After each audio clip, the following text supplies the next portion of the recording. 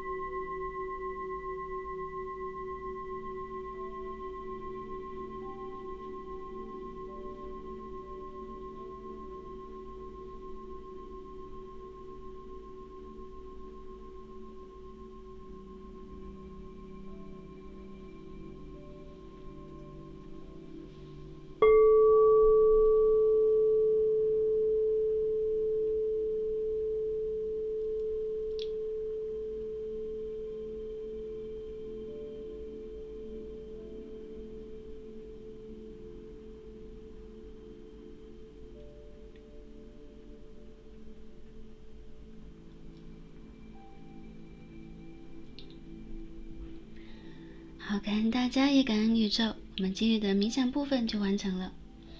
我希望可以帮助大家做一个快速的调节，感受轻盈的能量回归到我们的身体。大家可以放松，并且调整我们的呼吸，缓缓地睁开双眼。好，让我们一起来感受在我们面前从左到右的3副组牌。今日我们要一起来看的占卜主题是宇宙送来的真爱宣言，是关于我们每一位朋友的真爱情感经历，来自爱神的甜蜜讯息。那爱神送给我们什么样的指引？而在未来，在我们的感情生活当中会发生什么？我们将得到什么？又有什么样的课题即将来到我们的世界，被我们破解？我们最后看一下宇宙的建议和指引，来帮助我们提升爱的频率和能量，吸引到我们想要的情感生活来到我们的世界当中。好，大家可以把卡牌和我们的天然石看作一个整体。好，如果对于个别的天然石和卡牌已经有感应的朋友们，也可以跟着你的第一直觉直感直接选择下来。好，我们最左边的第一副组牌，好，参照天然石是一颗橙色浇花石。好，一颗橙色天然石。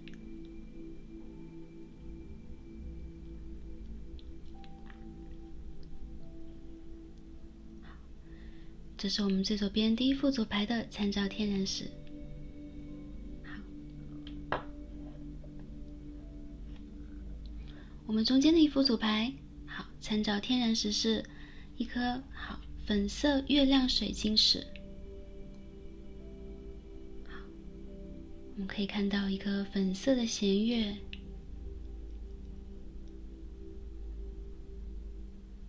这是我们中间一副组牌的参照天然石。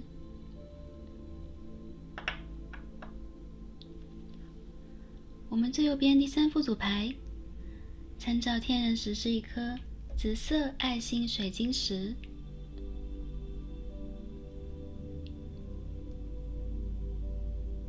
好，非常饱满的一颗水晶石圆圆的紫色爱心水晶石。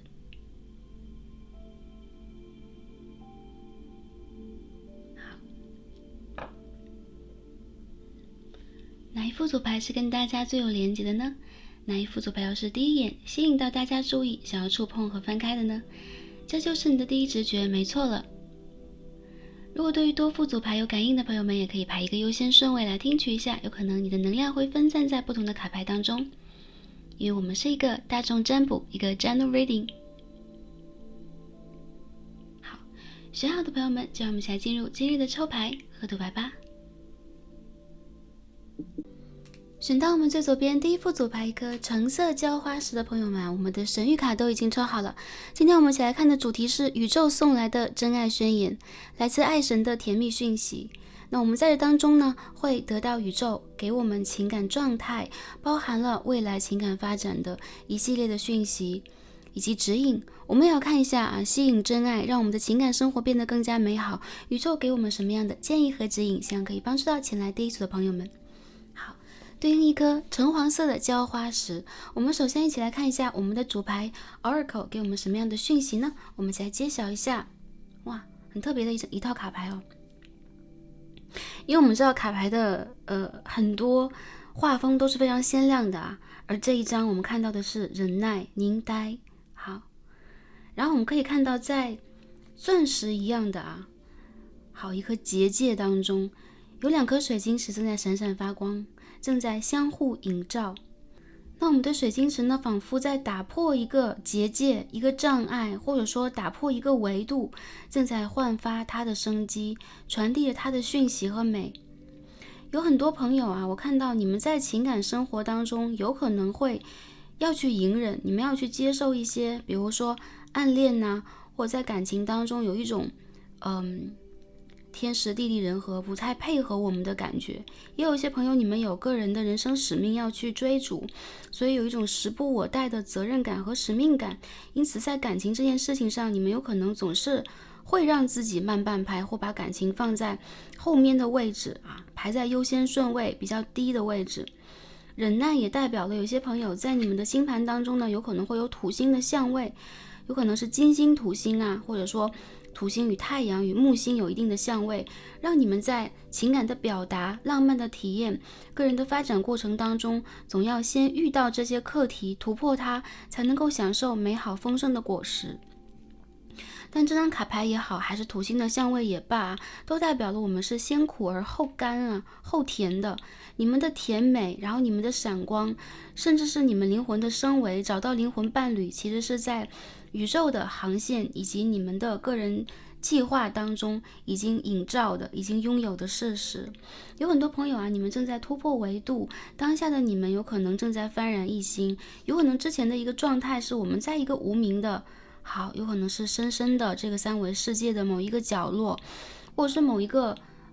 洞穴当然不是说第一副组牌朋友你们生活在洞穴当中，而是我们的这个真正的跟宇宙的连接，我们真正的这个能量体没有完全的闪光，没有完全通透，但是时间已经到了，我们可以看到维度正在打开，正在突破，甚至你们很像是非常美好的艺术品，然后正在被挖掘出来，像这个出土的艺术珍品一样，并且呢，你们是有灵魂伴侣的。很多朋友，其实你的爱情是需要你的个人突破和蜕变，真正的连接和影响的。你们也有巨大的影响力，去影响到周围的人，影响到这个三维世界，甚至提升你周围的频率。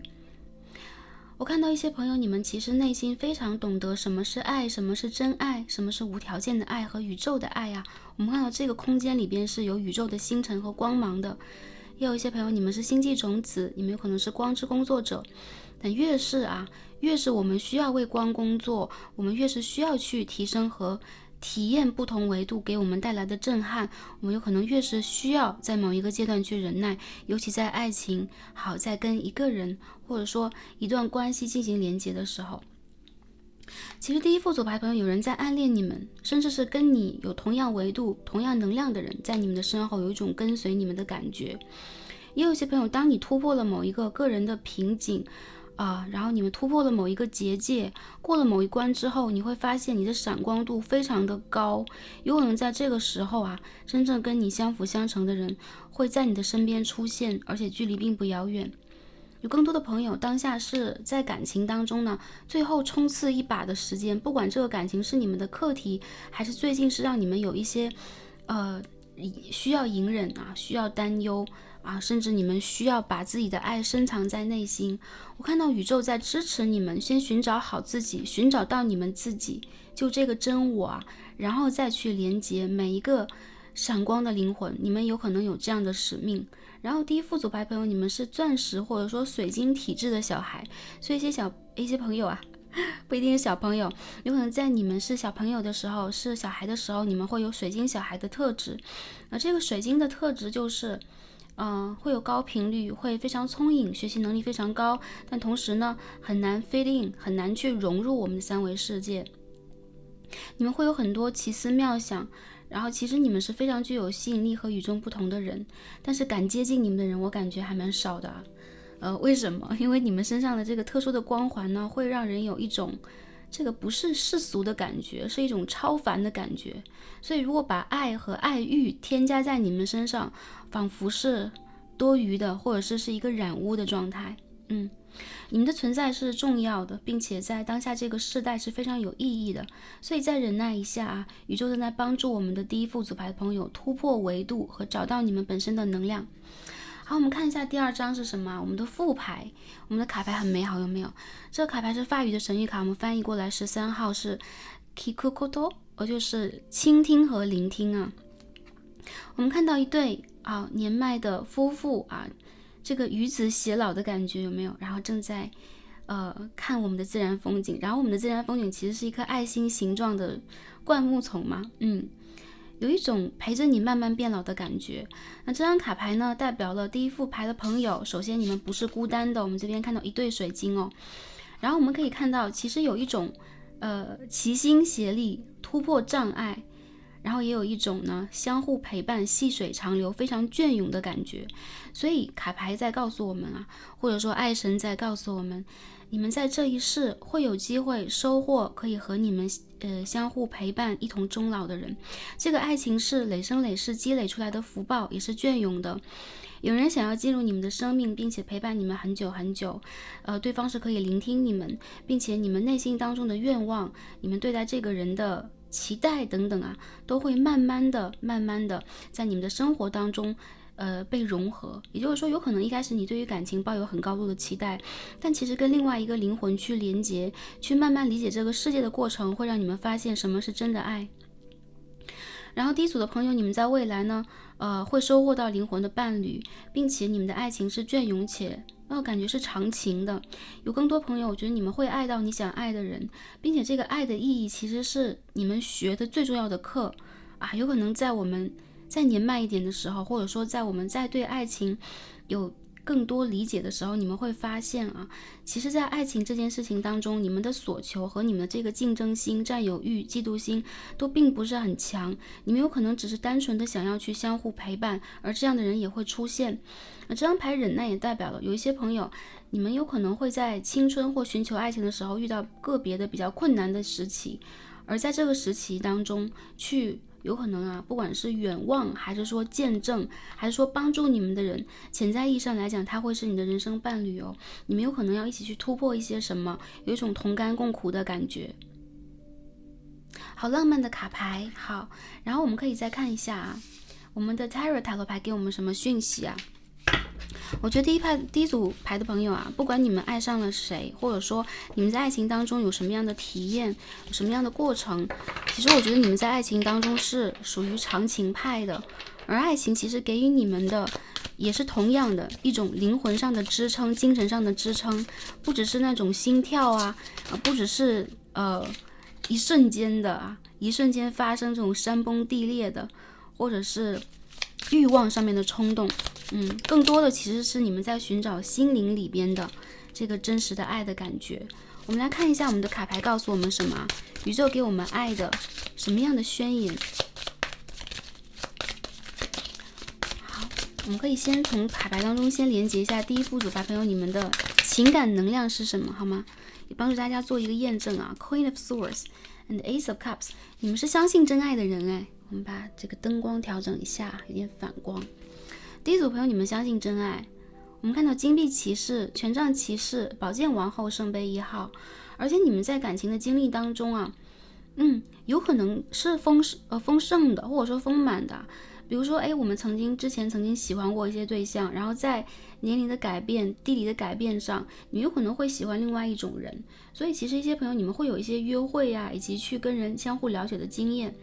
那在这道卡牌当中呢，我们可以感受到 Queen of Swords， 当你们越来越成熟、越来越理智的时候，你会非常明确的知道你想要什么，而又不想要什么。而这边这个忍耐的卡牌，我们看到一颗钻石啊，配我们的宝剑王后，会有一种你在爱情当中会凭直觉、凭感觉找到你想要的那一个人，到底是不是他，有可能一眼定生死，一眼你就会明白了。Ace of Cups 圣杯1号代表了真爱，就是当你去付出真爱，当你去感受这是真爱的时候，这个真爱会像是源源不断的水源一样啊，将这个有可能是泥石流吗，还是污泥啊冲散。也就是真爱有可能会让你觉醒明智，有可能会让你更加独立。当然了啊，这种独立有可能有的时候并不代表我们的感情是一帆风顺的，但是代表了你们真实的品格、真实的智慧会被真爱给唤醒。这个其实是真爱给你们带来非常重要的意义。然后第一组的朋友，其实你们是很闪光的人哦，我看到在四面八方都有人在默默的暗恋你们，支持你们，或者在有可能是比较青春的时代开始啊，不管大家是什么样的一个年龄层，什么样的一个成熟程度，其实你们在人生的一些环节当中都是非常容易闪光而被人发现的。特定的发现了你的人对你过目不忘，而且呢会常年的一直把这个爱情有可能是放在心里，有可能是放在行动上。总之你们是非常会被人注意到和会被人喜欢的类型。但是对于你们来讲，爱情不是肤浅的，你们需要心灵上非常真实的沟通，还有就是你们懂得什么是真爱。我们再 clarify 一下这边的这个卡牌，出现了啊 ，Queen of Coins。我们这边有2个皇后牌，有2个骑士牌，有没有很有趣啊？金币王后、金币骑士啊。还有一些朋友，你们会有年下恋情，尤其是阴性能量女生朋友们啊。那如果是阳性能量男生朋友们来到这一组，你们在感情上其实想要去连结的人，他们内心往往是成熟且丰盛的。然后你们喜欢这种懂得情理，然后懂得人生的，比如说内涵和真相是什么，能够跟你们有同样的目标，并且带来一定导引作用的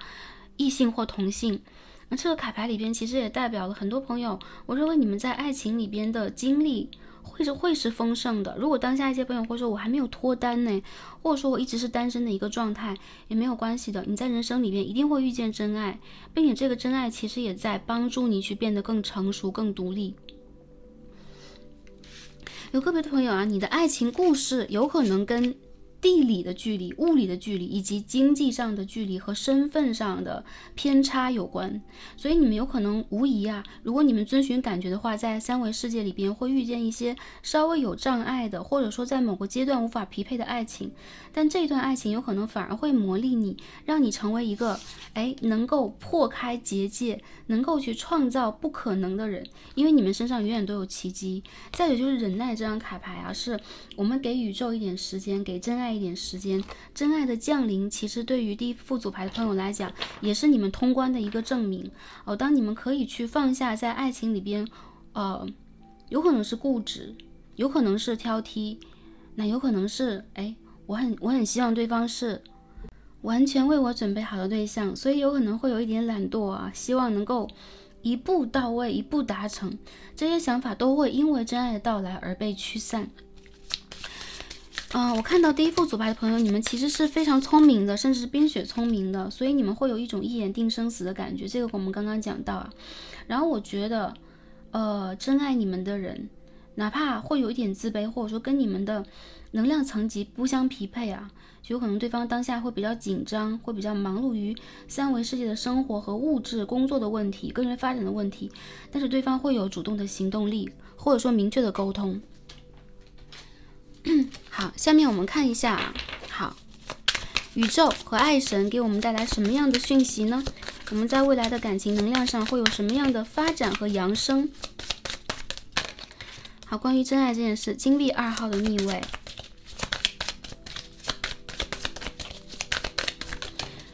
好，我们这边看一下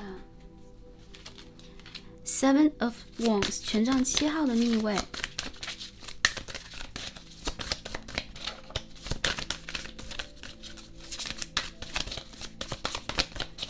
我们在这边抽牌啊，宇宙帮我们选择一张卡牌。好，我们这边出现了 Queen of Coins 金币的公主。如果在多角恋情当中，朋友啊，个别朋友如果是多角恋情的话，宇宙会帮你们做这个选择啊，所以你们可以 surrender， 你们可以去臣服。然后在未来的3到4个月之中，你们会渐渐发现一些事情在被解决，而且是在你不用力的时候。其实我看到第一组的朋友啊，你们在感情上其实是会努力的人，然后你们是会扎实的人，你们也会为了爱去让自己变得更加优秀。但往往爱情这件事情，它更多随的是我们的缘分，这个缘分是累生累世的因果积累。然后当这个夜风吹起，当我们去产生这个念头，我们的触缘成熟的时候，相应的对象会出现在我们的世界，陪我们经历这样的课题。所以当出现权杖7号和金币2号逆位的时候，我们如果这一世只是为了体验，并且在爱情当中有美好的感知那第一副组牌的朋友，你们完全可以去 grounding 落定一下，你们可以去沉稳的等待，你们也可以在生活里边去表达你对于生活的爱、生活的品质和你个人能量场的一种提升。说白了就是我们更加珍爱自己，我们更加耐心和稳定，我们再也不为了爱去过度争取和耗泄能量的时候，真爱它会像是那个飞机稳稳降落的感觉一样啊，稳稳的到达你的区域。我看到宇宙呢在帮助你派发这个真爱的快递，有更多朋友，你的爱情会在未来3到4个月有一个新的开始和启程。然后有可能我们这边出现了3个土象的这个宫廷人物牌，我们这边看到金币2号，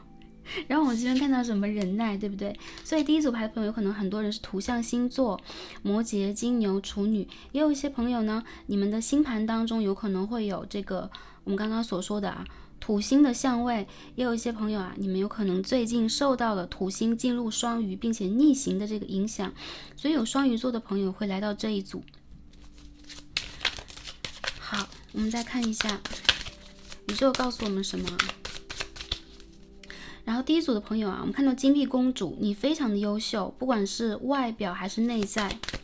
所以呢，你们非常非常的值得爱，好吗？好，这边呢 Two of Swords 宝剑2号，我们再看一下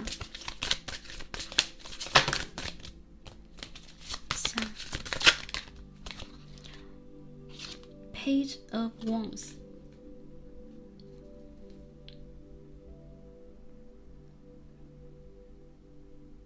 我们看到2个侍从牌第一组的朋友引起我们注意的是，有2张2号牌，2张侍从牌出现了。也就是说，有些朋友你们有可能已经有特定的感情对象，不过对方有可能不够成熟，有可能对方在当下他再去瞄准的，他再去在意的是一些关于物质上、成长上的各种各样的问题。总之，有可能注意力无法在你身上。也有些朋友你会觉得对方和你有可能缺乏一定的共识以及配合的程度宇宙来告诉你，其实有一些对象你是可以怎么样把它 pass 掉，把它划过去的。如果一些朋友会说我已经爱上了，我想要去等待这个人，守候这个人，这边金币2和宝剑2号代表了你们完全有机会在未来的几个月做出新的选择。因为在爱情这件事情上，如果是正缘，如果是你的缘分到了，你从不需要任何的努力，而是悠然的丰盛的做你自己。我看到你们有一种天然的吸引力，但是往往在爱情里边你们看不到你们的吸引力，也连接不到你们的直觉。不是你们在被爱迷惑，或者说过度的期待变笨了，相反，其实对于你们来说爱情这件事情是你一旦认定了，你会给他一定的时间，让自己和对方去明了，让这个关系自然而然去发展然后我看到如果个别朋友你们在爱情当中被损耗的比较严重比如身心灵状态比如说你们个人的一些情绪甚至是体力和能量你们需要对你的配偶、你的伴侣、你的这个感情对象个别的行为 say no， 宝剑2号，而不是让他去我行我素 ，OK， 让他去予取予求，有这样的一个信息我们再看一下还有什么样的一个信息会出现呢 ？Six of Wands， The High Priestess， Five of Wands。然后这个能量来自于什么？有一些朋友有可能你会觉得我们平时匹配和吸引到对象往往是跟我们有点差距的，或者说能量场不匹配。原因在于你们内心当中有对于爱的失败性的信念、焦虑性的信念。有些朋友当你们不爱的时候，你们其实是非常高冷的冰山美人、冰山王子，但当你们一旦爱上了，你们会非常忍耐，你们会给出非常非常多的空间，甚至是牺牲小我、牺牲自我的。然后在爱情里边你们会盯住，你们会坚持住，原因在于你们需要通过这样的方式去证明你的优秀、你的魅力。那其实这个情绪模式或行为模式吧，来自于你们内心当中会有一种对于爱的爱情或者爱这件事情的不配得感，你们会有一种焦虑性的依恋。比如说当你对一个人非常好的时候，你会不停的想要去给他最好的，会造成一定的焦虑感和矛盾感。为什么？这个其实是写在你们的命运之轮上的，也就是说这是你们 DNA 和业力以及命运当中的一部分。如果当下呢我们去学习打破它，就代表了我们正在去学习破掉过去的小我、过去的本我给予我们的障碍。这个时候你就会容易升维，也容易打破家族的业力和过去业力给你的影响。有个别朋友，你们容易遇见业力的伴侣，比如说你和对方的吸引力和火花非常的明显，但是在一起的时候又容易出现非常多的矛盾和冲撞，甚至呢会去挑战你的自我价值感。你们是非常有价值的人，而在这些有可能是经历，有可能是学习当中，首先我们在平衡一些业力，再者就是你们的生命其实并不需要更多的抓马。如果之前已经有很多戏剧性的事件发生在你们的感情生活里边了，这个代表你们需要先沉静一下。女祭司的逆位啊，当你们沉静下来，当你们重新找到你的价值感和胜利感的时候，你会去扭转这个命运之轮，让你的感情生活重新变成一帆风顺，甚至是顺利的开花结果。如果有一些朋友你们的感情已经开花结果，比如说你有了稳定的伴侣，那我认为你们属于稍微有一点忍耐型的啊，就更多的时候你们会为了对方牺牲掉或者说放弃掉你的既得利益。这个利益呢，有可能是金钱上的，有可能是情绪上的，我感受其实是只是你们在让而已。为什么要让？因为你想要去守护，甚至你有可能在某一个阶段已经屏蔽了你的感受，你想要以这样的一个方式生活下去，两个人可以安然的相处就已经不错了。那对于这样的一个能量，我们看到吊人牌的逆位啊，就是无止境的一种牺牲，会换来的是什么？第一副组牌的朋友，你们会有一种疲惫，然后有可能你会没有办法施展你的智慧和施展你的魔法，甚至你有可能经常在处理一些事情的碎片，然后有可能也会让你们感受到的是，这不是你最初所求的。所以我认为第一副牌的朋友啊，宇宙在告诉我们的就是，当可以的时候，我们完全可以跟过去包含了你经历过的一些旧的人事物进行这个断舍离。过去是你的一部分，但真的不是当下的我们的状态。有一些朋友，你们做好这个断舍离之后呢，会不再复刻过去的情感模式，在你们未来的任何一个情感上，甚至是人际关系上，你们会在未来的这个阶段呢，逐渐的看到你所坚持的一些旧有的这个情感模式和交流的状态已经在崩塌。因为当下我们在一个升维的状态啊，我们正在从一个摩羯的时代进入一个水瓶的时代，所以我们在看待问题和看待情感，很多时候价值的观念，或者说我们的能量的状态和层级都在发生着一个翻天覆地的变化和洗牌。所以在这个洗牌的阶段啊，就是未来3到4个月，有些朋友你们需要重新审视一下你们的爱情对，然后你们的需求到底是什么？我认为啊，你们的爱情其实要求非常的简单，非常的可以说是温柔和有爱。你们只是需要一个人能够长久的陪伴你，并且你可以无条件的信任对方，你们可以相互的陪对方同甘而共苦。而这样的人啊，我认为在未来，我们看一下单身的朋友状态将怎么样。在这之前，宇宙有可能会放一些偏桃花呀，或者说能量并不是很优的桃花在你们的身边。这个是为了让我们去世界牌的逆位完成一个业力的闭环，就是过去式的生生世世的业力的闭环。当我们去触及爱情的时候，我们会完成它。而在完成它之后，这边我们出现的是圣杯侍从牌，我们遮挡一下。你们还会有爱情啊，千万不要就是忘记，或者说不要灰心啊。你们的爱情会用它独有的方式然后被回馈，被正视。所以在之前你们的付出，在未来是会有所得的。我看到在时间上来讲OK， 当下我们是10月，我看到是未来9个月左右，就是在明年的夏季，你们在感情上会有一个非常大的爆发，然后会有非常懂得回馈和给予你们能量，然后像是温柔的海洋、温柔的风一样的对象会来到你们的世界当中。然后我看到当你们去重新看待感情这件事情的时候，你们也会有一种周围的环境和空气已经变得越加的清新了。你们在看未来的时候，这个可见度会变得更清晰。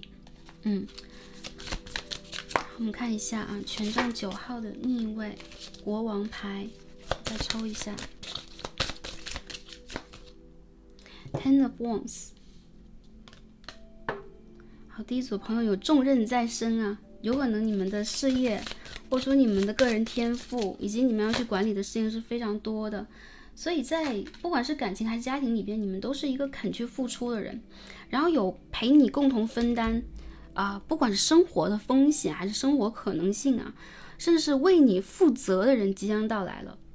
所以这个生活的重压呢，有可能在未来不会只在你一个人肩膀上，会有人帮助你一起去体验它。这个就是一种非常隽永的感情，而且对方他是一个，我觉得是不用语言他就会懂你的人。OK， 这样的人会出现。如果正在情感磨合期的朋友啊，你们有可能当下在面临一些情感的选择，或者说暧昧的拉扯。宇宙在问我们第一副组牌朋友，就是这个感情状态是否是最初的你想要的？因为当你进入爱的关系，当你进入爱情这个修炼场这个游戏的关卡的时候，有可能你最初的这个期待和你最初的方向并不是当下这样的，所以你们需要重新整顿你们对于爱情的理念和信任感或者信念感。还有什么样的讯息要给到我们第一组的朋友？我们再看一下啊。恶魔牌的逆位，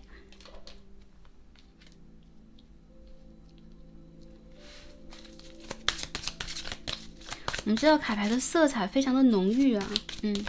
但是其实能量还是蛮强的，有可能在我们的这个录影当中会看到非常多的饱和的色彩啊，好，这边看到了啊。在当下这个10月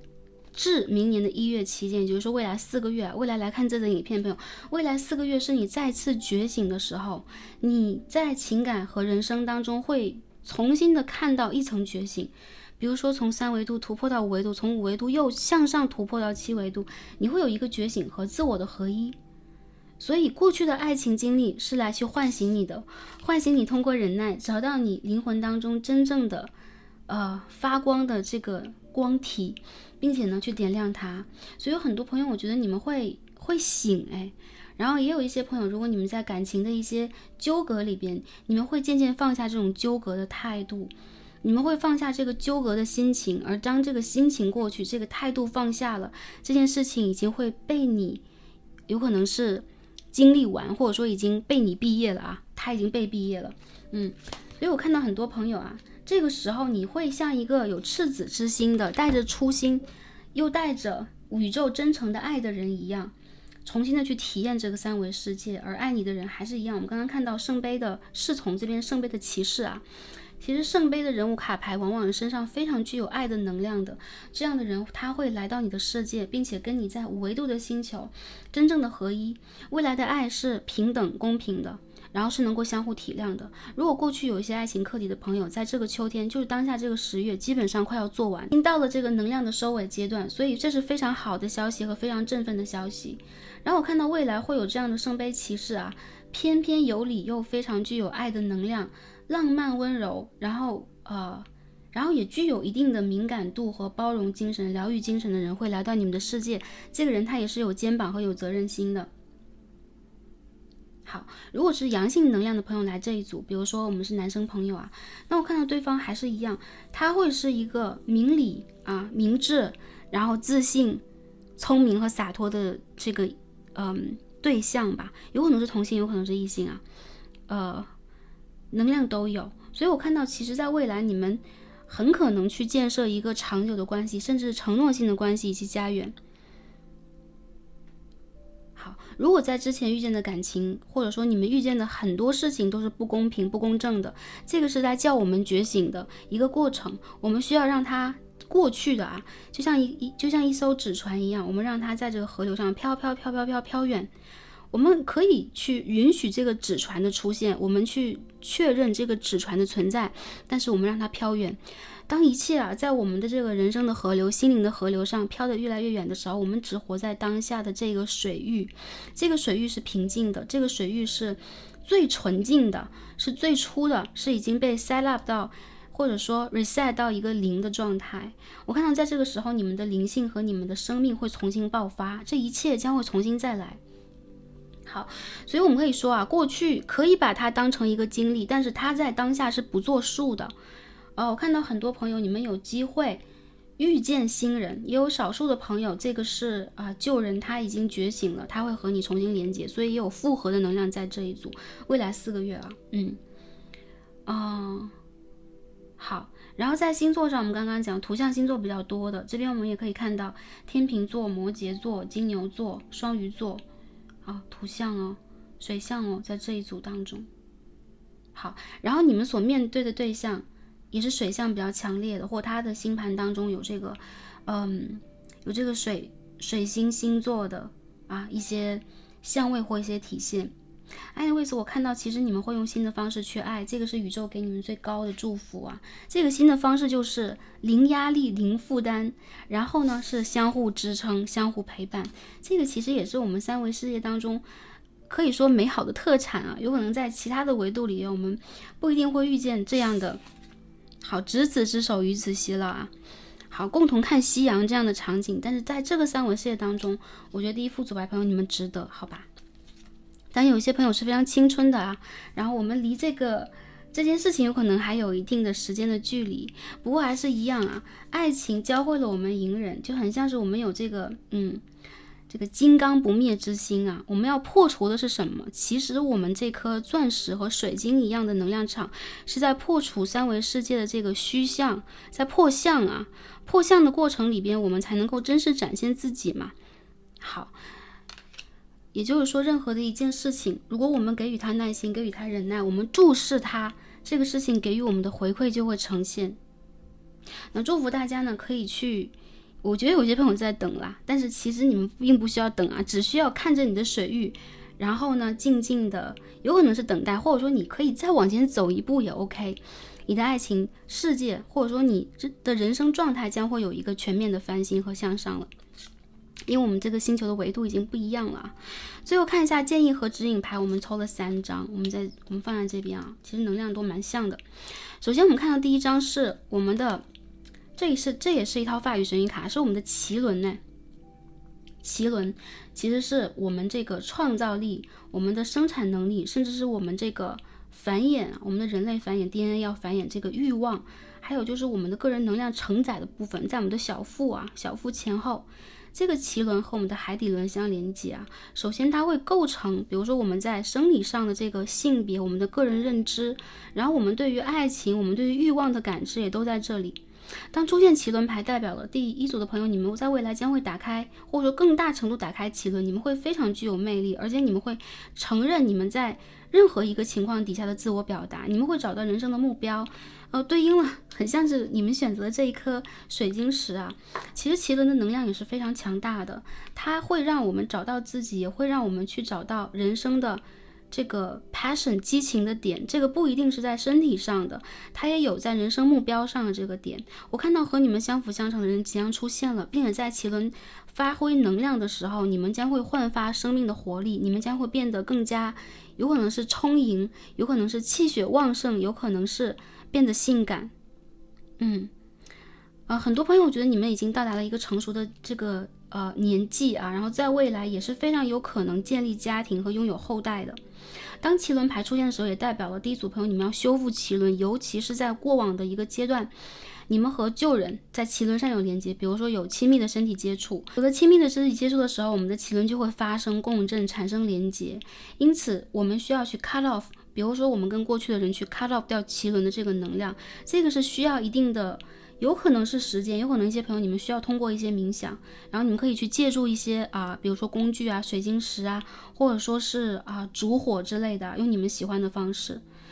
如果你们打算去跟过去断舍离，但有的时候是舍弃不了一些人的话，你们也需要去挖掘一下，是不是我们的脐轮和我们的个人欲望还在这个地方作祟。出现恶魔牌的逆位，代表了你们完全可以脱离掉旧有的能量场，你们是值得无限的去焕发你们的光芒，让很多人看到你的魅力。在这样的一个时刻，你会发现你会气场全开，因为我们这边看到的牌没有气场全开的感觉。这边我们看到是 Moon Magic， 好，月之魔法 Transformation， 一个蜕变。在我们的满月马上就要到来的时候，你们将会发生一个巨大的蜕变。但是这个蜕变我们看到这个女神的首轮正在焕发出火焰，她正在全身心的连接宇宙那它是一个非常重要的载体。这张牌和我们的这张钻石或者说我们这个水晶牌很像，有没有？你在这个水晶的中间，你已经成为了宇宙的这个导体，通天又通地啊，所以我觉得有很多的我们未知和未可见的能量会帮助你，有可能是你背后的指导灵，有可能是你的动物指导灵，有可能是月亮和宇宙站在你的身后，所以你呢是有靠山和靠背的后背的啊。然后我看到忍耐力会让你们放大招，所以当有可能是冥王星恢复顺行的时候，就11月当中，现在已经恢复顺行了，有可能是进入水瓶真正换座的时候，你们会发现有可能忍无可忍，你已经不需要再忍耐，因为我们可以看到这个洞已经破开了，你们已经马上就要去展现和清理这个周围的环境了。那最后一张牌呢，我们看到啊，这两张牌的女神牌有没有很像啊？我们看的是27号 Help from above，OK，我们看到满月在这边很有磁场，有没有？Help from above 就是来自高维度的帮助，来自高维度的指引，所以你们还是一样，你们是有靠山的。你们的背后啊，我们可以看到月亮在引发潮汐效应，这个你的背后有可能有女神、有指导灵、有你的祖先在帮助你去演奏你的乐曲。所以我觉得第一副牌的朋友，你们太有魅力了，还有就是你们太有能量了，只要你想要去发挥，只要你想要去展现，你拥有无限的可能性。我觉得能够慧眼识珠去爱你们，然后去接近你们和跟你们连接的人，一定跟你们有特殊的缘。因为其实跟第一组朋友结缘的人，并非是所谓的我们可以在这一世就随便找到，然后我们就简单的连接，或者说成为第一次的相遇，然后我们第一次去连接，一定是累生累世，对方也有一定的福德，你们可以走到一起的。所以我看到其实你的姻缘呢，有一半也是被上天安排好，当然这个后边的一半是你们的选择，你们可以去主动做出选择，而你们的这个高维的能量会给予你们很高的帮助和指引，以及很多的信息，跟着你们内心的感觉去走，你们不会选错，你们也不会在比如说迷路或走错路，因为你们的爱本身就是真实的。而在三维世界，其实遇到一些沟沟坎坎呐，然后遇到一些，比如说我们没有识清一些人，这是非常正常的，因为这就是我们在三维世界的真实的经历和体验嘛，这才是三维度嘛。好的，这就是给我们第一副组牌的朋友今日的讯息啊。我看到第一副牌的朋友，你们的本体其实是非常飘逸的女神或者是男神，然后你们其实跟白色水晶，或者说你们跟高维度有着天然的连接，有可能你就是这一颗水晶。也有些朋友你们可以运用白水晶的能量帮助你们去进行净化，你们可以运用橙色的水晶来去声望你们的脐轮能量，帮助你们更快的去展示自己、表达自己和 grounding 在这个三维世界。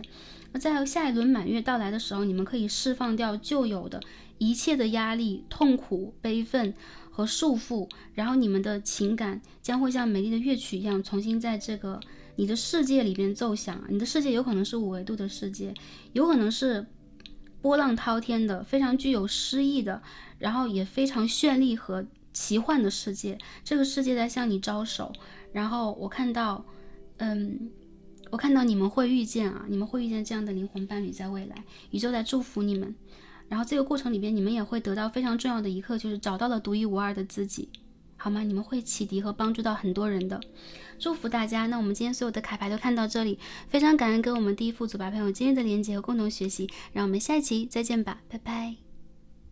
选到我们的第二副组牌一颗粉色月亮的朋友们，我们的神谕卡都已经抽好了。今天我们要一起来看的主题是宇宙送来的真爱宣言，来自爱神的甜蜜讯息。我们要看一下对于我们的真爱，对于我们人生的情感故事，宇宙给予我们什么样的建议和指引，来帮助我们提升我们的个人魅力和能量场，吸引我们的真爱来到我们的世界。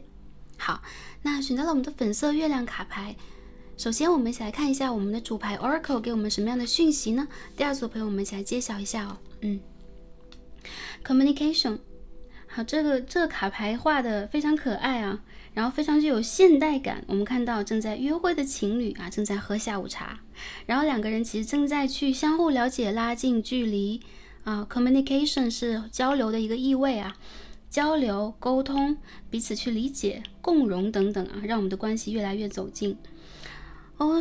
这张牌的不管是氛围还是色彩非常的浪漫，然后也有一种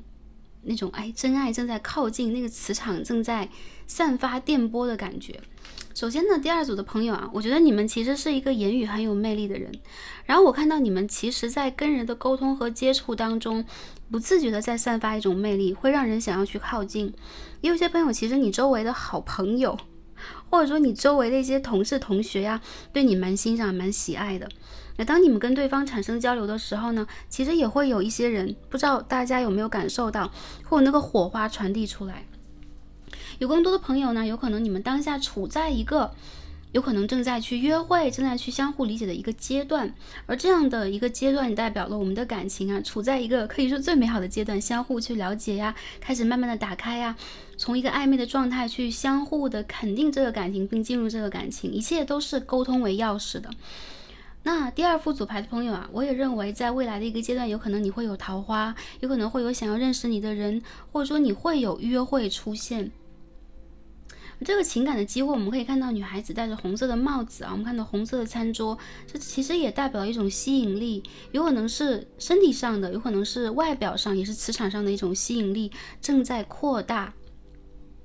第二组朋友有一种爱情在靠近的感觉，吸引力在靠近的感觉。那如果在稳定的感情关系当中呢，你会和你的另外一半更深入的了解彼此，而且你们是非常想要被人了解的一个族群啊，很多人想要去了解你们，想要跟你们沟通一下，谈一谈，知道你内心当中正在想着一些什么。这张牌有一种俊男美女的感觉啊，好，我们看一下副牌是什么。我们这边抽到的是10号牌，我们看到一颗大大的星星，爱心地球仪吗？然后这是法语的神谕卡，翻译过来是宽容的意味。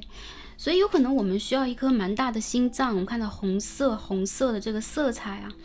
当然这个红色色彩呢，在我们的脉轮当中代表的是我们的海底轮。那在我们这2张卡牌相连接的时候，其实代表的是我们的心啊，代表的是我们的心轮和巨大的爱以及包容程度。当我们的这个心脏啊，或者说我们的这个磁场可以包容四海，可以包容这个星球，像是一个地球仪一样，我们有可能在爱情当中去实践的会更加的深入，更加的美好。当然这个它并不代表博爱，宽容嘛，宽容其实是对于对方的一种同理心，一种理解，一种共情和一种爱的深入，并不一定它要非常的广博。比如说我要去爱很多对象，但相反我认为很多第一副牌的朋友，你们一旦爱上了，有可能在你们的内心当中，你们对待另外一半，对待感情这件事情的理解也会变得更加的有深度啊，然后更加的有可能性。这个可能性是宇宙给予我们的关于爱的发展和爱的幸福程度的可能性。有一些朋友你们在练就一颗大的心脏，这颗大的心脏有可能会让你更容易在约会呀，在情感当中去展现你有魅力的这个部分。然后我们可以看到这个画面当中呢，我们左侧的这个阴性能量是打开的这样的一个姿态啊，然后我们右边的这个阳性能量是有一点羞涩的，但其实他们的世界正在无限的去接近彼此。这代表了有可能我们第二副左牌的朋友，你们需要去敞开你们的这个胸怀啊。当然敞开这个胸怀，我们每一个人的条件方法和状态不尽相同。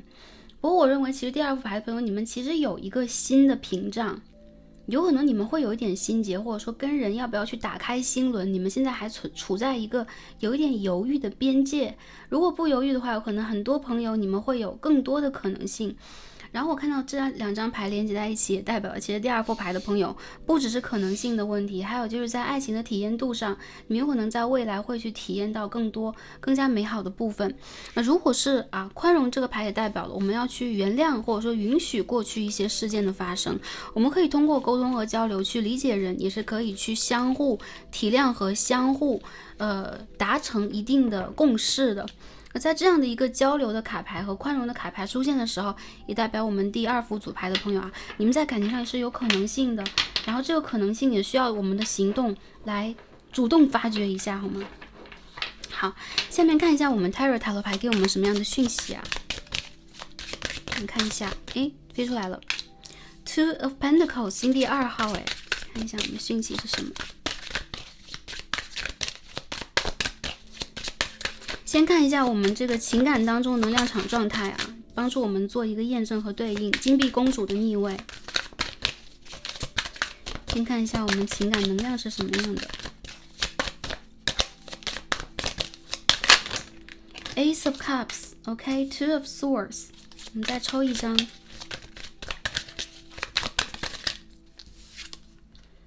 Six of Cups，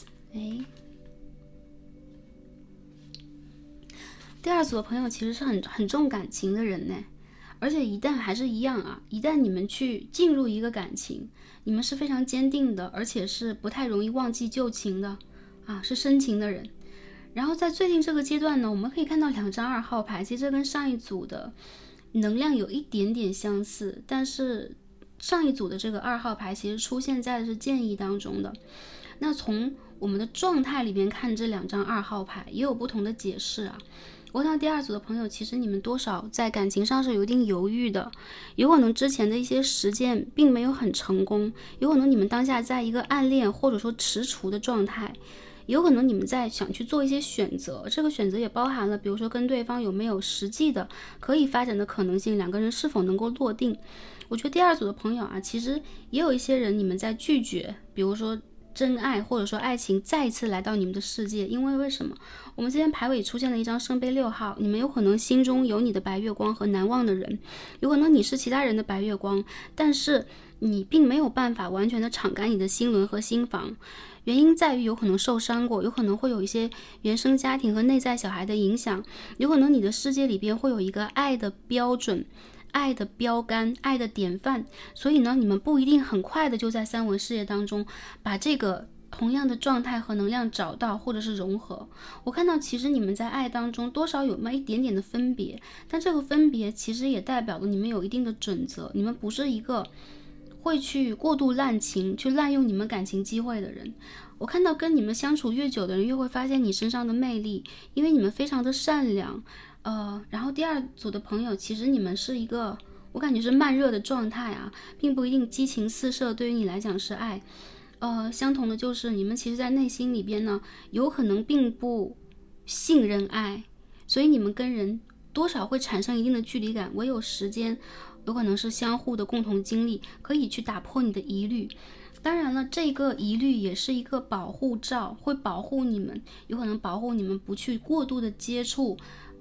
太多的这个情感障碍，或者说情感的机会等等啊，不去滥用我们的精力。第二组的朋友，我看到你们当下有可能处在选择的阶段啊，有可能在选择人，比如说是跟1号在一起，还是跟2号在一起啊？或者说你们是应该选择事业、选择面包，还是应该去选择爱情等等。不过我看到你们的心轮当中啊，有真正的爱，你们懂得什么是真正的爱，并且你们不愿意轻易的去亵渎它。有各位朋友，你们已经单身一阵子了，然后你们在期待爱情的到来，不过你们心中这个爱情的模板还是旧有的，或者说你看过的一些小说啊、影视剧啊，然后经典等等给你留下的印象，所以你们其实对于爱还是一样有固定的这个范本。那当我们去显化的时候，宇宙有可能没有办法按照这个条框一步一步来，所以这个也代表了我们第二组的朋友，你们需要去敞开你们的心轮，允许一切发生。如果一些朋友你们在过度的自我保护，或者最近一段时间你们在转换你们的能量的话，这个只是一个阶段罢了。我看到在未来你们有可能会越来越理解跟人如何建立长期的互动和长期的情感关系。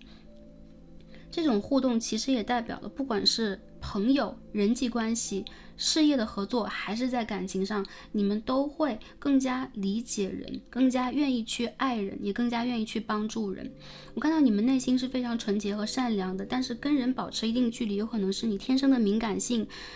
教你如何去做一个基础的保护、基础的防护。而在当下我们越加成熟，或者说维度越加提升的一个世代，我们可以放弃掉过去的一定的防备，并且在未来我看到有跟你们情感状态非常和谐的人事物即将出现。当你们的人缘，当你们在事业和生活当中交流的人越来越多，你们的人气更加声望的时候，也代表了你的感情机会将要到来。有各位朋友，这个是一个旧人，但有可能你和对方处在人生的这个三岔路口啊，还是几岔路口，你们要去做很多选择。比如说一些朋友，我毕业了，我和对方有可能选择的道路和发展的轨迹都不尽相同，有可能一些朋友你们卡在了一些现实原因当中，所以你们会觉得爱情爱情可以信任吗？或者说爱情是我当下可以拥有的吗？你们完全可以拥有，原因在于在你的身边有很多有情众生是和你生生世世有缘的，你们可以去触动这些善缘，让它发生啊。好。也有些朋友，你的祖先非常爱你，在你非常孤单的时候，看到一些朋友，你们有可能单身蛮久了，你孤单的时候，你的祖先和爱着你的灵魂在你的身后啊，也有正在被帮你安排，或者说你的姻缘在被安排这样的一个意味，不过它发生的会有点慢。下面我们看一下，来自宇宙和爱神给我们的讯息是什么呢？我们要得到什么样的一些信息和指引呢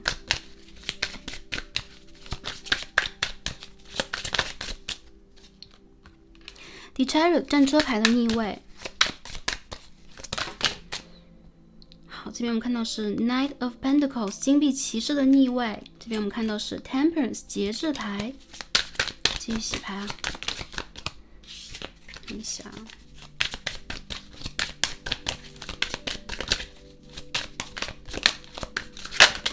好，我们看到 Ace of Pentacles in reverse， 好，我们再抽一张牌来看一下啊 ，Seven of Swords。我们再 clarify 一下信息是什么。我们看到 Six of Pentacles， 金币6号。好，综合上来说啊，我认为第二副组牌的朋友，首先你们要去排好这个优先顺位。当下这个生命的阶段啊，尤其是在未来的3个月左右，有可能一些朋友你们正在平复过去的这个。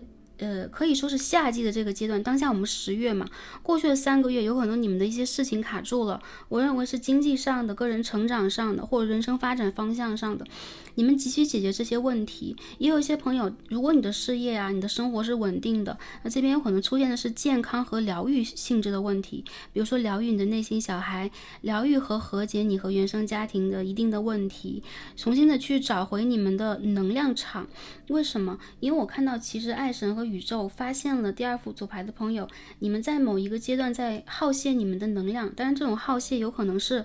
必然的，原因在于有可能3维世界里边我们要去工作，我们要去学习，要去提升自我，这个地方已经让第二副组牌的朋友花了非常多的能量和动力。如果你们是一个就比如说我们的内在有一个马达，然后我们有一个发电厂的话，这个就是我们太阳轮啊。你们当下有可能太阳轮非常的需要补充，从而可以去打开我们的心轮。所以有些朋友会问，我很专注工作，而且当下我在变得越来越稳定，越来越优秀，但是为什么我的心轮打不开了？我没有办法去轻易爱上一个人和走进一个人，有一种生人勿近的感觉。然后我们好像是可以去付出的，也是可以有一定的暧昧关系，但是总是觉得这个爱情走不近，原因在于第二副组牌朋友的能量场亟待修复。当你们这个能量场就很像是我们这个天然发光的电池一样啊，我们太阳轮打开了之后，你们会自然而然的去感觉到你已经处在了一个能量适宜的阶段，去把这个爱的种子种入土中，让它真正的拥有营养成长。现在我看到很多第二牌的朋友，你们的这个营养是不够的，不管是在身体上、精力上，还是你们对于未来这个忧虑的指数上，在未来3个月你们会进行调整。而且呢，在这一组当中，我看到金币6配宝剑7，就是给的越多，你们会收获的越多。当你们不经意之间去给出一些什么，有可能是布施啊，布施是财富上的，比如说我去施予一些人，我去捐助一些人，也可以是在法上的，也可以是在陪伴上的。法上就是我们去可以跟对方呢讲一些灵性上的道理呀，可以去可以说疏解和帮助一些人，也可以是在陪伴上，比如说我们去陪伴一些宠物啊、家人啊、弱小啊，是这个社会上需要的人，甚至是滋养这个环境。当这些事情在你的身上越来越多的发生，你们会发现你给的越多，你会成倍的收获。但是我看到其实第二组的朋友，你们是非常宽怀的人，只是在某一些层次和程度上，你们对于人有一定的就是贪嗔痴慢疑这个疑问，你们会有疑问，原因在于这个3维世界本身，在过去这个摩羯的时代也好，还是我们这个人类的这个娑婆世界也罢，它会有重重仪仗，让我们第二副组牌的朋友呢，有的时候是不敢去太大胆的互动和太大胆的信任的。而在未来的3个月当中呢，你们会面临到这个突破维度的一些机会和机遇，大家可以把握住。并且我看到有可能你周围的一些人需要你的帮助，或者说你需要周围人的帮助，大胆的去跟对方联络。你们会发现在人情上出现共通的时候，这个爱的能量会流通起来。我觉得第2排的朋友，其实你们有非常强的个人魅力和个人的存在感，但是你们在保护它，你们有可能不想让自己过度的发光，或者说你在寻找爱情的过程里边，会让自己有的时候有一点被卡住。比如说你有可能并不能完全信任你值得被爱，你值得被肯定，有可能你们在雪藏自己，有可能你们总是没有这个精力去看爱情这个问题，甚至你有可能会说，哇，一个长久的关系应该是在未来吧，现在有可能可以先去接触和了解一些人。那这个限制性的想法有可能会限制第2副组牌朋友散发魅力和结识更深的缘分。那我也看到其实第2组的朋友，你们在感情上一部分的朋友啊比较佛系，你们有可能会觉得我可以少结一点缘的话少结一点，这样的话我多做一点好事和善事，下一世就不来了。不过在感情上还是一样，对于自我的宽容也是需要的。OK， 你们对于自我可以要求很高，你们可以放得很佛系，但是还是一样，你有一颗活生生的红红的大大的爱心，有可能你需要被爱，有可能你值得被爱，有可能你在这一世注定被爱，因此你会被传送到这个3维世界里边。所以我看到肯给和肯收，比如说有人在给予你们一些什么的时候，肯去收下，这会让你们之间的羁绊和连结变得更加的丰盛。这两边有2张6号牌，我看到很多朋友你们在实践爱的路上，那宇宙也正在去提醒你们，在补充好个人能量的基础之上，开始跟周围产生更多的互通，你们会走出固定的世界。尤其是一些朋友，如果你们单身很久了，你们需要和这个世界产生连结。好，当然有些朋友会说，我怎么连接啊？我2点一线、3点一线的生活，甚至有可能我没有办法去跟大多数人去连接，我用这样的一个方式生活。出现节制牌代表了一切可以按照你们想要的方式慢慢转化，而 Temperance 本身也是一个木星的星座，又代表了有可能在未来3个月以后，你们会有各种各样的契机被邀约，去走出当下的一个有点被限制的。有可能是磁场，有可能是空间场等等，只要你们心想，这些事件会逐渐的发生和同步到你的3维世界里边。下面我们再看一下还有什么样其他的讯息要给到我们。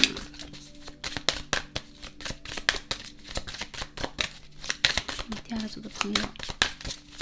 关于我们的爱情。好，我们今天出现的是 King of Swords， 宝剑的国王。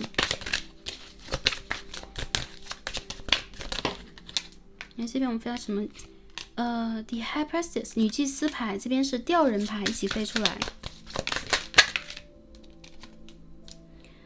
Fool in reverse， 好多 Major 看好多大牌。这边看到 Nine of Wands， 其实我看到第2排的朋友啊，有可能你们也想选第1组，然后我觉得第2排的朋友，其实你们内心是修行者，你们是一个很想去在智慧上，在灵性上，在能量场上突破维度的人，所以其实你们会把爱情也当成一个课，就是其实内心里边你们是非常有距离感，然后你们其实是非常理智的人。OK， 有可能一些朋友你们就是为自己设置了一个非常好的结界，在这个结界里边，你们可以去感受，你们可以去连接自我，你们甚至可以去观察这个世界很多很多的事情，但是你们会有一种置之事外的感觉。有一种世外高人的感觉啊！一些朋友其实你们的灵性指数非常的高。然后 Queen of Cups， 我们看一下啊 ，The World 世界牌，我们遮挡一下，再看一下有什么样的信息会飞出来啊 ？Three of Pentacles 金币3号，这个世界上啊，有人愿意跟你们去共赢吧？我们可以这边看到圣杯国王牌啊，金币4号的逆位 ，OK。共赢的意思就是建设同样的生活，有同样的理念，然后建设你们甚至是家庭，甚至长久的关系。所以我觉得在这一组里边，你们属于在智慧上，在灵性上成熟的那个时机点，会遇见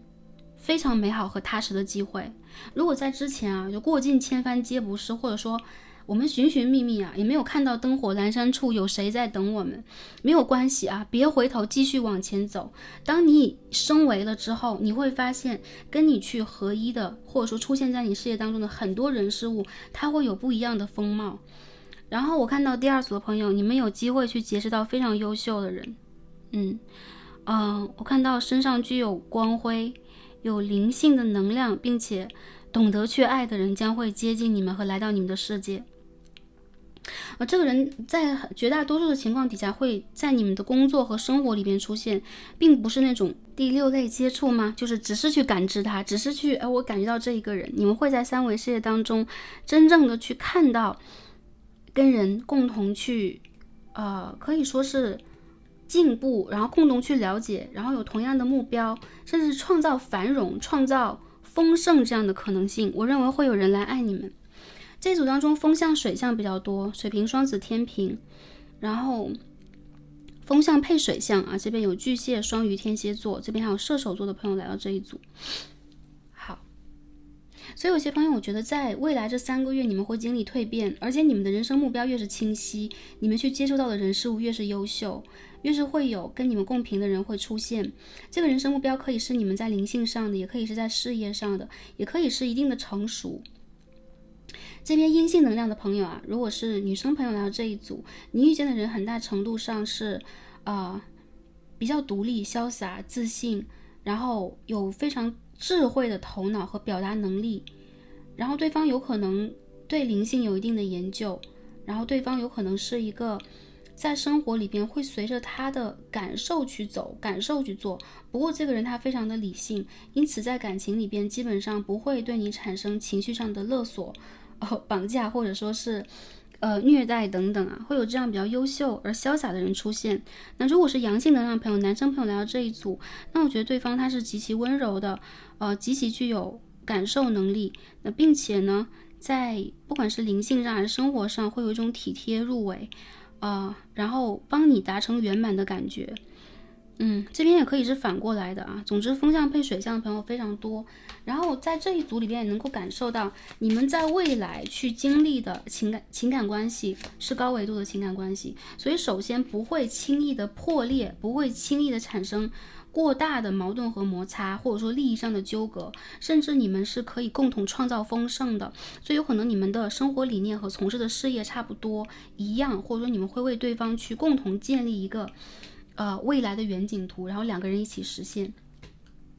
在这一组里边也能够感受到啊，感情的事情其实是并不需要急的，你们只需要去发展你们的智慧和你们的经历，去发展你们在人生里边的这种爱的感受、宽容的感受，自然而然的就会有非常优秀的对象到来了。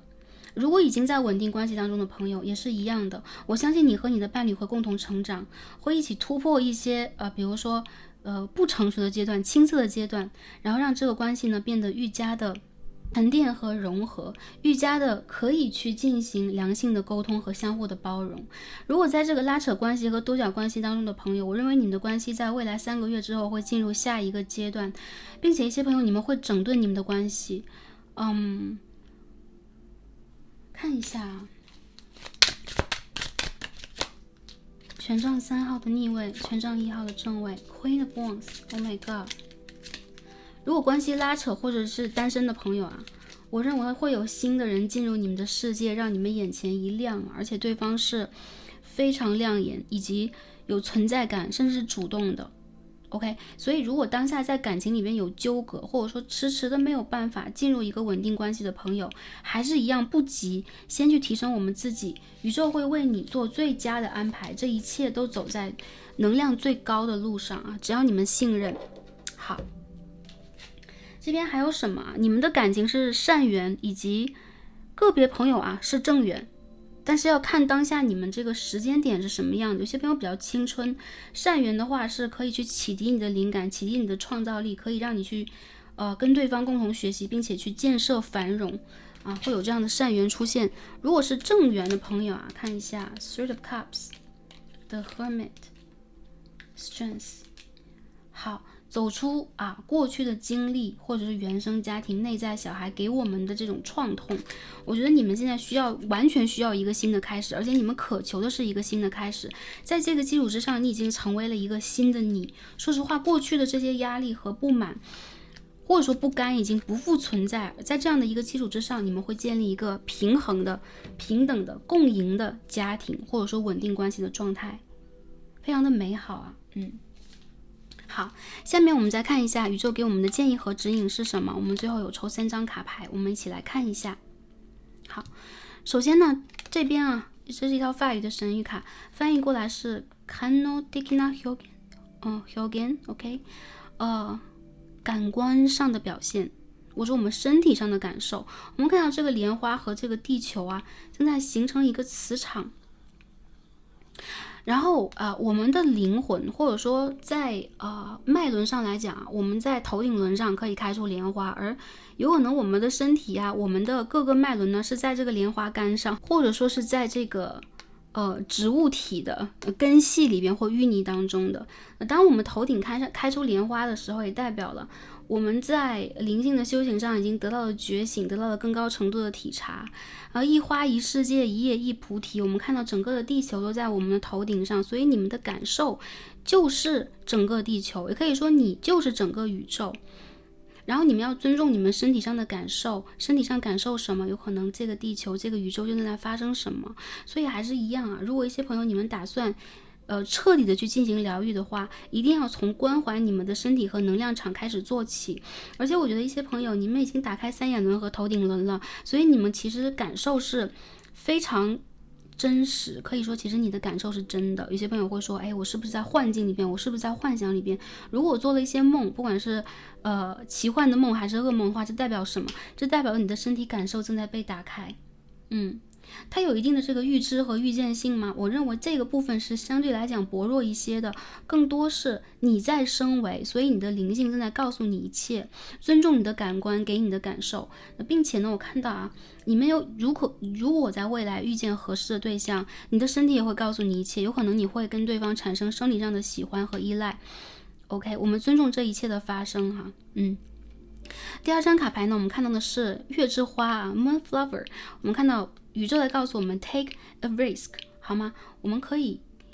在这张卡牌当中看到就算是一场冒险，我们向前冲了它是一场美丽的冒险。然后我们看到这个符号，好，它是命运之轮的符号。所以很多朋友，我觉得在你们的人生当中在你的我们这个目标的这个视野里边这2张牌有点像。其实你们的内在是非常需要你们果敢的进行一次挑战的，这个挑战是你灵魂一直想要的。在月亮上可以开出花朵，证明了首先是成熟，时间已经到来，还有就是花好月圆你们将会在情感上有美好的体验。这个体验呢，可以是美丽的鲜花，也可以是你灵性的这朵莲花，它都在绽放。所以我觉得一些朋友有可能你们会有一些预感，就是有可能你的爱情要到了，然后勇敢的向前迈出一步然后你已经升维。所以说在这个状态里边，你们会发现有很多美好的事情将会按照你的这种感受和你的愿力愿望的愿按照你的愿望进行一个真实的组合和显化。这个过程非常的别致特别和美好。我们看第3张这个是张自我疗愈的卡牌，我们抽到是8号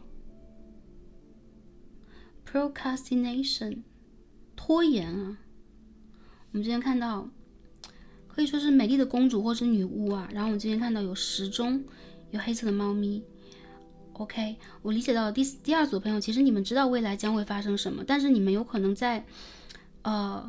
还在等，有可能你们还不想迈出这一步。原因在于什么？有可能是什么让你们卡住了？是过去的经验，是你有可能在闭锁你的这个心之大门，有可能你会认为时间还没有到，你在等一个特定的时间等等，但是你的智慧 OK 和你的这个感知会告诉你一切。然后有些朋友，我觉得有一些事情应该不用再拖了，比如说我们打算去成长我们打算去调整我们的人生方向是换工作还是说出去交友去给自己一个新的爱好。你们的世界需要出现新的风景，吹进来新的风，所以你们需要打开你们的窗子。我认为很多朋友其实你们在爱的大门面前已经徘徊很久了，其实没有推开门的是你们自己。有些朋友会说没有啊，我长久的去喜欢一些人，我在暗恋我根本没有一个结果然后我喜欢某一个类型的人，甚至对方有可能是 idol 之类的，我喜欢这样一种类型的人，但是我没有办法往前走一步。那是什么拖住了我们第二副牌朋友的脚步？我认为有可能你们有的时候会在这个观感，或者说对于这个三维世界的观感里边有一点迷茫，或者说对于一些可能性的挑战，你们有可能还想再静待时机。不过我看到在未来3个月时间已经到了，当然不是说迫使我们第二组牌的朋友去做什么，而是先去疗愈我们自己，打开我们的心轮。在你的心轮面前，在你的太阳轮上面，一切都是可能的，一切都是在不断的被滋养能量和扩大的。所以我觉得第二排的朋友，当我们能量场的格局变大，你们不会再拖延，有可能行动能力会提升。那我看到第二副牌的朋友，你们行动能力提升的时间其实是在明年的3到4月一个春季到来的时候，也就是说过了半年，过了我们这2个季度，我们现在是秋季嘛，在春日到来的时候，往往不必自我激励，你们就会产生很大的行动能力了。这个也是宇宙给予我们的一个非常完美的提醒有可能在这个时候完美的时间，天时地利人和已经到来。不过有一些朋友，我觉得你们需要的是给你们起码给自己一个时间的定量，我在什么样的时间需要去完成哪一个部分的疗愈和哪一个部分的功课，我可以在哪个时间段向外走一步 OK， 因为这扇大门在为你们敞开，有人在等你们，好吧。好的，那今天我们所有的卡牌看到这里非常感恩跟我们第二副组牌朋友今日的连结，祝福大家情感美满，在未来的这段时间也是开心平安和幸福的。我们下一期再见吧，拜拜。选到我们的第3副组牌一颗紫色爱心水晶的朋友们，我们的神谕卡都已经抽好了。今天我们一起来看的主题呢是宇宙送来的真爱宣言，我们要看一下爱神要给我们什么样的讯息。那我们今天会通过卡牌先分析一下大家目前的情感能量状态，我们也会看一下未来的发展，以及宇宙给予我们真爱的指引是什么，希望可以帮助前来第3副组牌的朋友们。好，那首先呢，对应这颗浑圆的紫色爱心水晶我们先看一下我们的主牌 Oracle 给我们什么样的讯息呢？一起来揭晓一下。好，第3组的朋友我们看到讯息是自分を優先する，把自己放在第一优先顺位我们可以看到这个图画当中的公主或者是女神正在舒服的躺在我们的云朵上，我们可以看到周围的这个光芒仿佛是夕阳西下，那太阳或者说周围的磁场正在舒服的去滋养着我们的主角。把自己放在第一位首先是舒展和伸展，放弃掉过去的紧绷和焦虑。那我们也可以说这一幅画告诉我们的是 surrender， 让我们学会去臣服，学会舒服的去享受在我们这个3维的身体里边感知的一切，而这一切将被很好的安排。第1副组牌的朋友最近这段时间有可能有什么事情让你们比较劳累和辛苦，有可能是在工作体力上或者是精神一直处在一个稍微有压力和紧绷的状态。这个时候宇宙在提醒我们把自己放在第一，也包含了我们的这个身心灵的调养，身体的调养。当我们可以去舒展的时候，我们可以看到我们这个身体其实是完全供给整体能量状态的。当我们是舒展的，当我们是充盈的时候，我们的躯干带动我们内在的各个脉轮和我们的可以说是所有的经脉和穴道让我们可以开始去进行一个内在的滋养和整合。我觉得第1副牌的朋友，这张牌也代表了一种内观，你们的内在是非常美好和需要被重视的。当你们把自己放在了生活的第一优先顺位，是你的舒适、你的快乐和你的松弛度，这个时候有可能在感情上，在我们的就是人生当中跟各种人事物进行体验的过程里边，你们会发挥更大的能量和魅力。而且我看到第3副牌的朋友，你们是非常值得被宠爱的，你周围的人事物有没有在托举和承接你？所以其实呢还是一样有可能一些事情不会像第3组的朋友想象那样糟糕，或者说我们这种紧绷感是需要我们内在去给自己信念然后主动的去放松，主动的去松绑的。但很多时候我看到其实你们是被爱的，你们是被瞩目的，然后你们是被宇宙温柔的在拥抱的。我们看一下我们的副牌啊，这边我们看到的是27号 Mirror 镜子啊，我们看到可爱的应该是梨花小猫嘛，正在照镜子，它看到了森林之王，好，狮子在这当中，这张卡牌代表的是一种自信的体现，自我认知的体现。我们怎么样认知自己啊？有可能在通过镜子，通过这个内观，比如说我们内在怎么去看待自己，看待我们的位置，看待我们的方向，看到我们在情感当中的状态等等，会有一定的评判。但说实话，我看到第三组朋友，你比你想象的有可能更加的强大，有可能你比你想象的更加的具有能量去应对一切，甚至你比你想象的更加具有骄傲的荣耀，让周围的人呢可以去有一种可以说爱慕和崇敬之心。在这张牌出现的时候，也代表了一种学习和一种内在的体察和变更。当我们在灵性上升级，当我们这个地球在扬升，我们在频率上去提高和扩大的时候，第三组的朋友会有一层新的认知和体验。在未来这个阶段，我看到第三组的朋友，你们在变得更加漂亮，更加帅，然后有可能能量更加强，有可能这也是你们去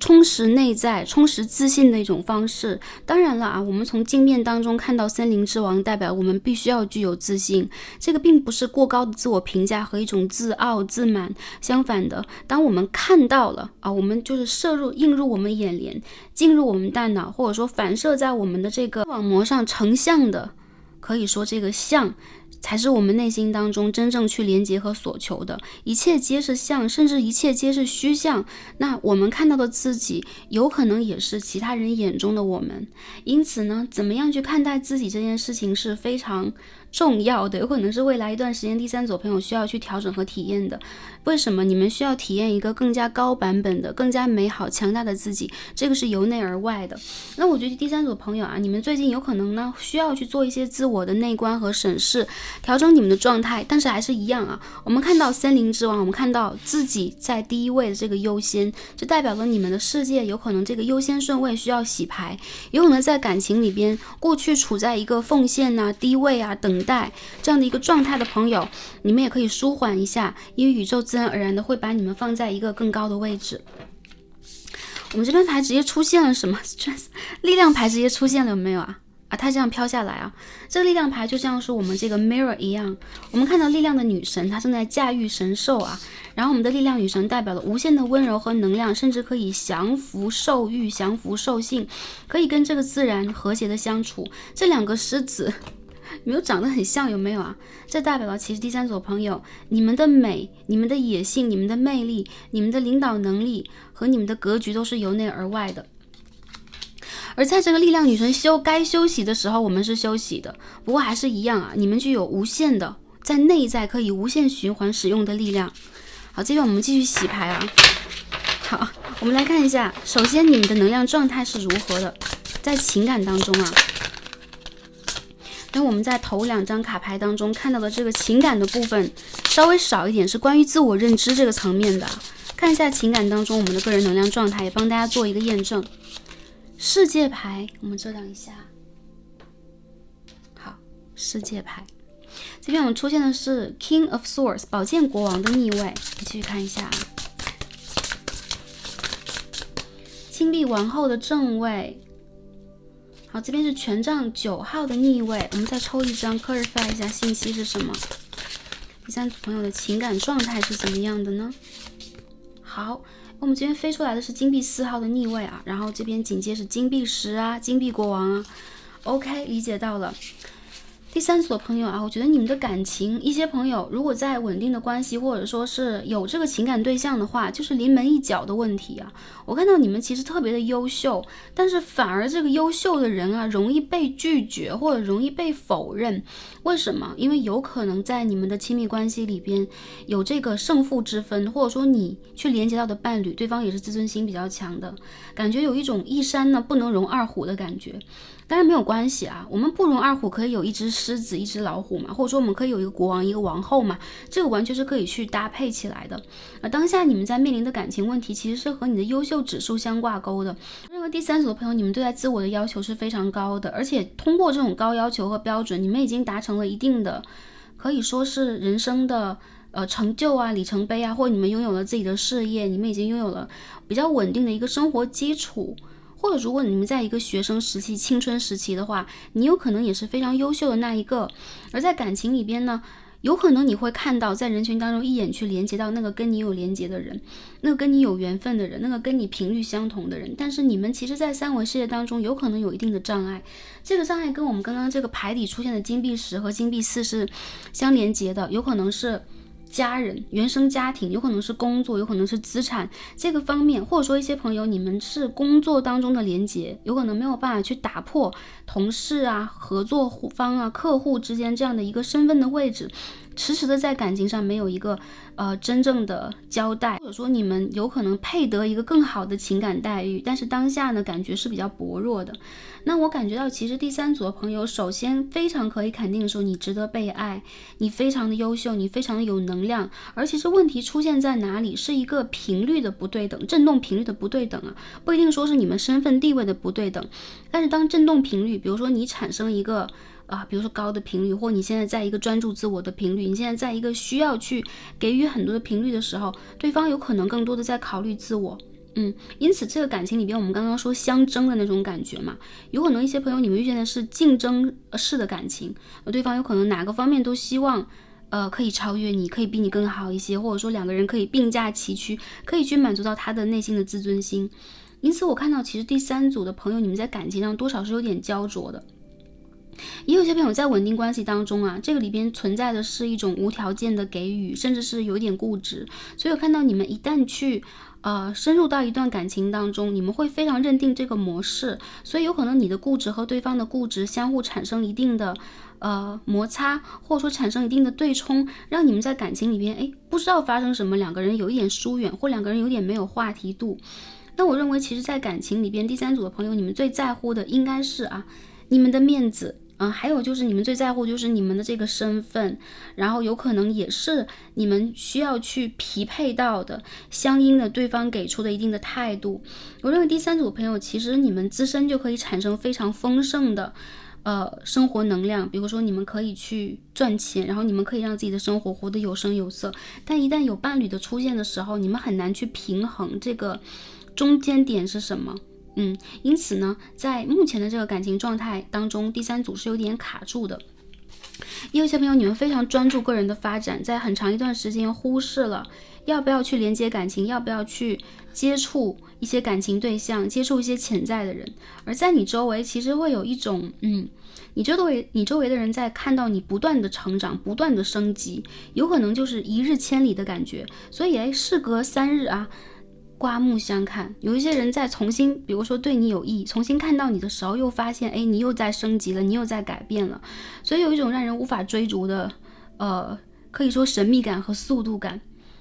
我觉得第三组朋友，你们在事业上的成就应该是比较好的，或者说你们在生活的这个稳定度和 grounding 的程度上应该是非常高的。然后我看到你们的气场非常强，所以呢在情感当中往往可以去温柔一些，可以去让一步，或者说是否能够在原有的基础上进行弹性的一定的变动，是你们永远在学习的一个点。当然当我看到这个自我优先就是你的感受是最优先的，你们一定不能因为要去应和一些人去委屈自己，但同时呢这一份你们需要去自我接受然后去产生价值感，产生自我包容的心，课程也是非常重要的。我看到其实有一些第三组的朋友你们在最近的一段时间，应该前2个月吧，有可能拒绝或者被拒绝过，或者说断联。那有可能在上面的前2个月，我们遇到的是这个力量牌狮子座的水星逆行。这个水星逆行有可能也会让一些事情卡住。我们的世界牌是土星的能量卡住的话，就是感情会有一种不上不下的感觉，会有一定的距离感。也有一些朋友就是稳定的单身，持续的单身。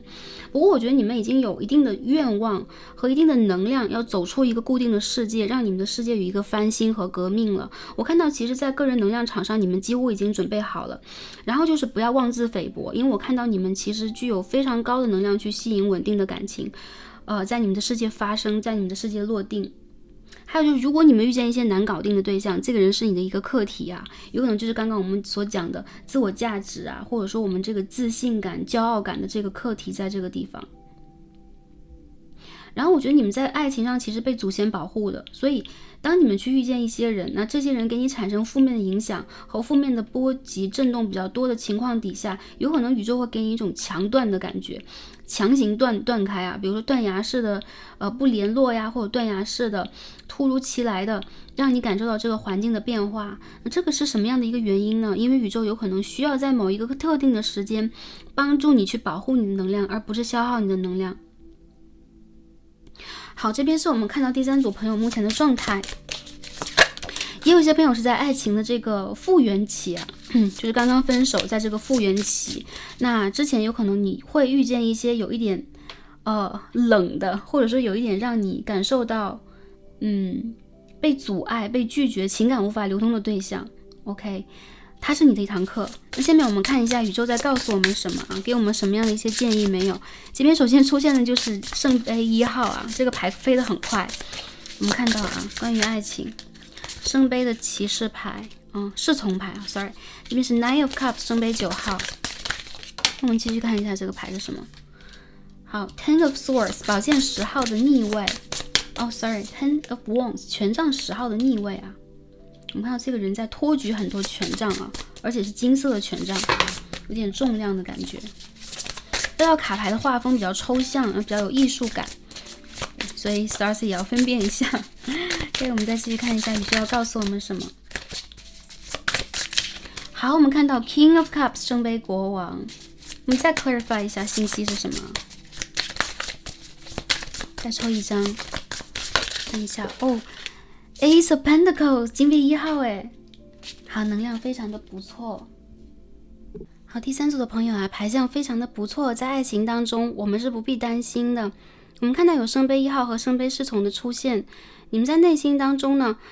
对待爱有非常纯粹的信仰，而且你们会非常相信自己的感觉，这个感觉会帮助你们去满足，也帮助你们去在爱情当中有美好的体验。我看到你们会爱到你们想爱的人。如果在之前一个阶段你们遇见了比较生硬的，甚至是冷漠的，甚至是拒绝的对象，或者说有可能你不得不拒绝一些人，这个现实的条件会被校正，会被调整，所以我看到在物质上发展上，在距离上的一些压力将会被解决。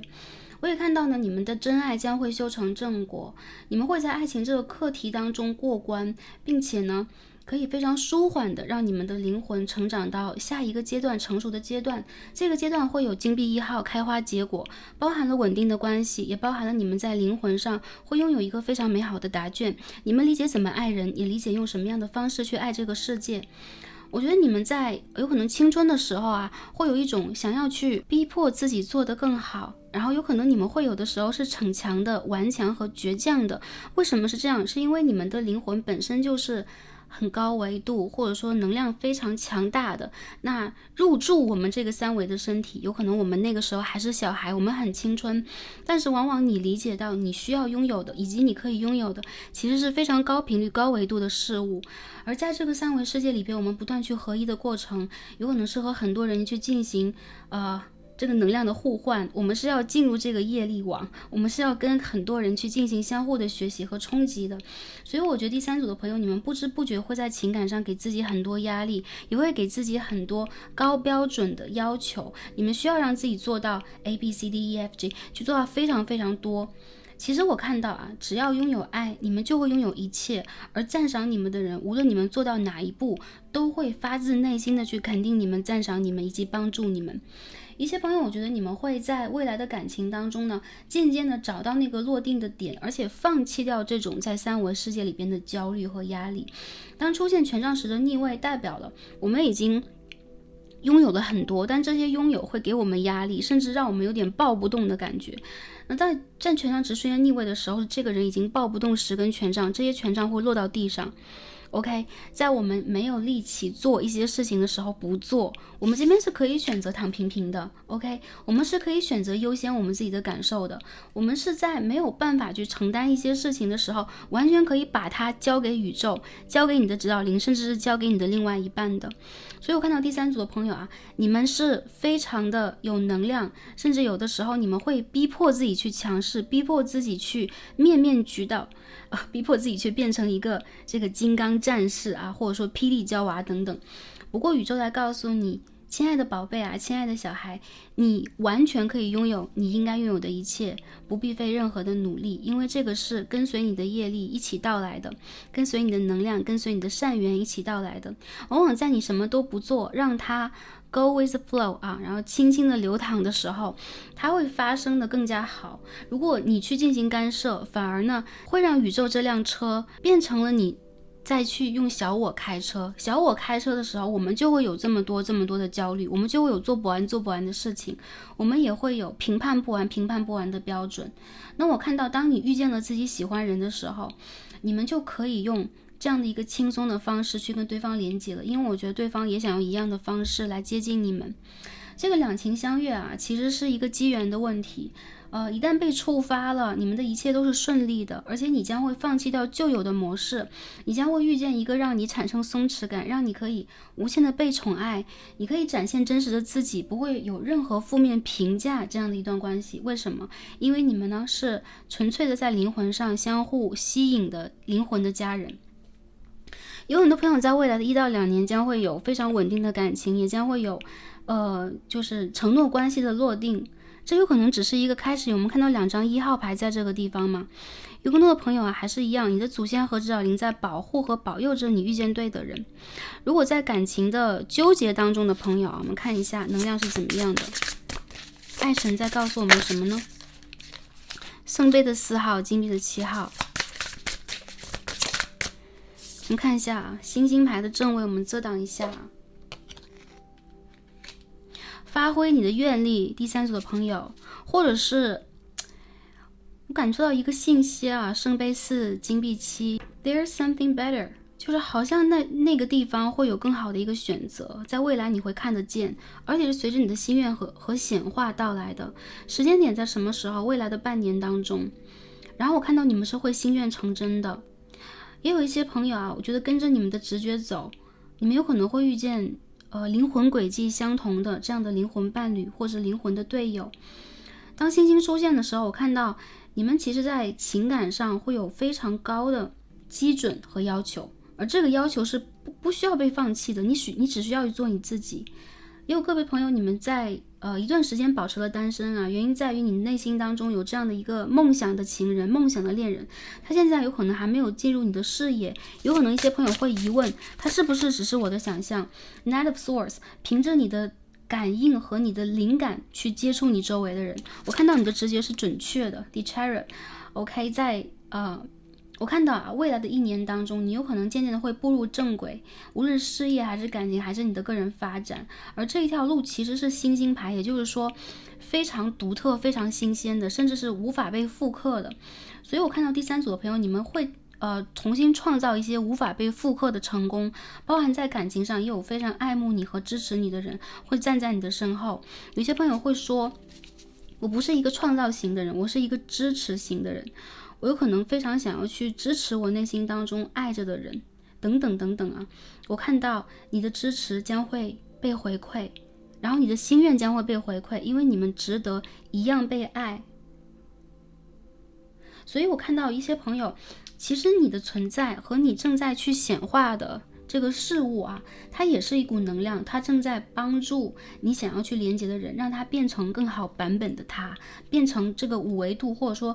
升维了之后，我们这个星球版本的它。还有这样一个神奇的能量啊，也就是说第3组的朋友，你们的显化能量其实是非常高的。好，我们看一下，如果一些朋友断联了，我认为在未来这个阶段半年当中吧，比较短的话，未来3个月啊，有些朋友如果是戛然而止啊等等，这个是涉及到一定的承诺关系的，而对方有可能需要一段时间去考虑和思索。如果现在还没有联络，并不代表这个人他忘记了你，相反，你被深深的记在这个人的心中，因此你有可能会经常想到他，梦见他，看到在对的时机，这个人会回归到你的世界，然后有人不想放弃你，我看到这样的一个信息啊。然后无论是咫尺天涯，无论是距离有多么遥远，无论你们的文化、你们的背景、你们的差距有多么的明显，他都在努力的去缩小你们的差距。也有些朋友如果想要跟过去进行一个告别，回归到一个自我第一顺位，一个饱满的状态啊。在未来的3个月到半年当中，你们可以完全的跟着你的指导灵和跟着你的高我进行这样的试炼和学习。你们会发现，有可能在这些过程里边，你们正在去抛弃掉心灵上很多对于爱情的压力和过往的一些伤痛给予你们的影响，这些影响在慢慢的变小。你们需要一个阶段的休息和调养，然后在未来的半年当中，有可能你已经在升级了，你已经在蜕变，甚至是蜕变了。这个对的人将会来到你的世界当中。有很多朋友，我觉得你们这个世界当中的人呢，要么就是你的灵魂伴侣，要么就是这个旧人，要不然就是潜意识跟你有连结的人，他非常的想要来到你的世界所以有一些朋友你们会在感情上有一个新的开始，但是也不乏这些朋友会说，我一直是单身状态，我没有什么旧人之类的，这个有可能是前世记忆遗留下来的一定的痕迹，你们将会被辨认，你们将会有连结有些朋友有可能是突破了物理的这个维度你们在隔着比如说一些城市隔着一些距离隔着国家，隔着大洋进行联络，在网络上有联络，但是没有关系的。我看到这个承诺关系一旦被绑定了，一旦出现了，它是非常久远和深长的。我们看一下还有什么样的信息Six of Pentacles, Nine of Pentacles。如果在最近这段时间，你们需要的是完善你们在物质上，你们在对个人成就上一定的成长，这个时间给到我们我看到在就是未来的1到3个月之间，你将会重新的稳定和发挥你各方面的优势。好，最近的一段时间，你们需要让自己先舒缓一下。如果一些朋友会说我很忙，我在努力去工作，我在努力让自己变得更好，其实你已经是更好版本的自己了。如果最近对于经济有一些忧虑的朋友，在未来的1到3个月将会被解决。我认为这个解决问题的方式也很简单，就是让事件发生，让事件随着它慢慢的去发酵，慢慢的去改变。反而当你不参与到这个 magician 不参与到这场纠结当中，这个 magician 是逆位的，代表了我们不发生太多念头，我们不发生太多忧虑，我们的内心当中没有太多的纠结，让它以它的方式发生。你目前面临的很多事物将会有一个更高的蜕变。然后我们可以静静等待的时间呢，是最近冥王星的顺行之后，我们也将会迎来土星的顺行。这个土星的顺行在11月中将会发生，有些朋友将会看到你们的这个经济世界、物质世界，你们的这个职业上将会有进一步的稳定，债务的问题将会解决。而这个时刻，你将会发现，其实你早已经成为了更高版本的自己，你已经拥有这个能量解决一切问题。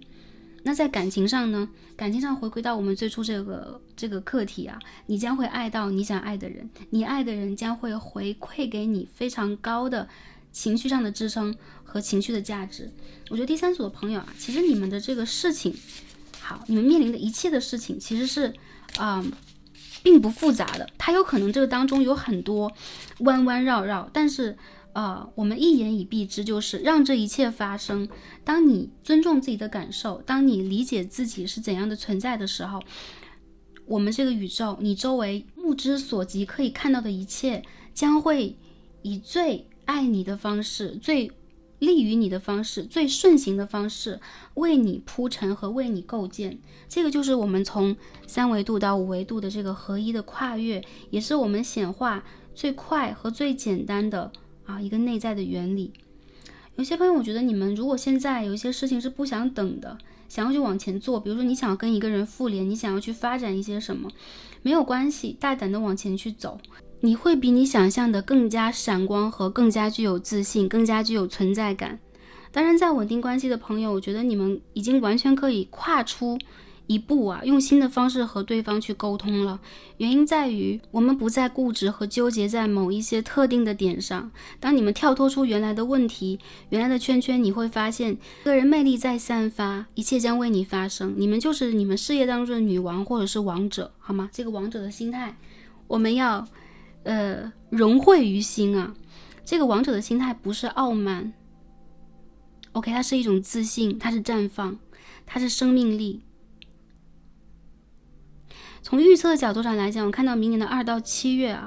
然后是在未来来看这则影片的朋友，是未来的半年到1年之间，你们将会收获爱情将会有人主动来联络你们，主动的找到你，认出你辨识出你，并且跟你产生连结，这个是你的灵魂伴侣，无疑啊。然后我看到第三组的朋友在爱情上，你们随心就好，这个不是随心所欲，随着你们的感受就好。我看到你们的感受很诚实，在告诉你们一切。好，我认为如果过去有一些失败感情经验的朋友，我只能说这个感情经验让你们变得更优秀了，甚至当旧人再一次看到你们的时候，我觉得他们会惊讶、讶异，有可能也会惊艳吧。好，我们把这个卡牌整理一下。金币1号，有一些朋友，如果你离开了一个长期的这个稳定关系和契约关系，这代表了你的一个课题的完成，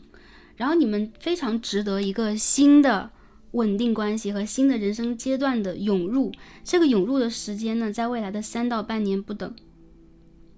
有人会给你们 offer 啊，好在你不知不觉的情况底下，好吗？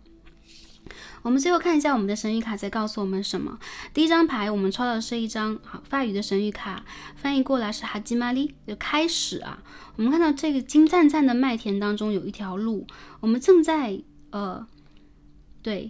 踏入这个金色的麦田圈圈，然后伸展到这个田野的远方。我们看到美丽的云在远方啊。开始有很多朋友，我们看到这边有着圣杯1号，有金币1号，你的情感世界将会有一个新的开始。因为我们这个牌为什么翻过去？翻过去代表了这场开始有可能像是揭开帷幕一样，目前还没有揭开。然后个别的朋友有可能这是一个 surprise， 一个巨大的惊喜，所以现在并不需要去知道很多。那第三组的朋友，你们理解到你的感情世界将会有一个新的开始，你将会有一片新的庄园，有新的风景，就 OK 了，就可以了。我们投一下这个 Astro Dice， 看一下啊，这个牌飞过去代表什么？天王星的巨蟹5宫，你将会在未来突如其来的感受到爱情的降临，而且很有安全感，非常的浪漫。我们再看一下，有些朋友会有这个异地恋，或者说网络上这个恋人的出现啊。当然我看到是有承诺的一个基础之上。冥王星的牡羊4宫，有些朋友你们有可能快要搬家了，或者说你们将会在未来改变你们的内在的一些构造，比如原生家庭让你们产生什么样的性格，你们要如何待人处事，你们在感情里边对自己有怎样的评价。在未来一个阶段啊，尤其是冥王星恢复了顺行，进入了水瓶，也就是说11月中期下一个月当中，你们会发现你的内在会有一种翻天覆地彻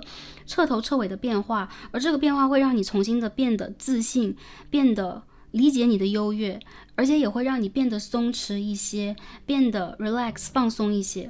那我们的第二张卡牌呢，出现的是 Moonlit Embrace Uncertainty， 就是拥抱一些不确定性。我们可以看到啊，一样在这个庄园的未知的这两张牌，其实这个色彩也非常像。我们看到一条路，我们看到这个金黄色的或者深黄色的这个路边的风景。这边呢，我们可以直达月亮，也可以看到星月弯刀型的星月。好，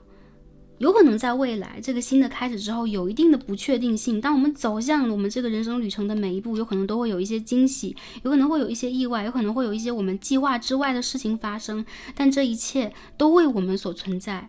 这个是你们的灵魂想要体验的。所以我看到一些朋友，你们会意外的去，有可能有一见钟情的经验，有可能会有一种突如其来有来电的那种感觉，也有可能会突如其来遇见你们的灵魂伴侣。这些不确定性，甚至是事业上的，比如说我们会有一些调动我们会有一些物理上的变迁等等，也都代表了你的世界将会有新的能量涌入。当我们允许一切发生，当我们去拥抱这些不确定性的时候，不确定性将会给我们以非常丰盛的回馈。也就是说这种丰收和胜利的感觉。然后这个天空的云朵有可能它每一刻随着风产生不一样的形状，但是我看到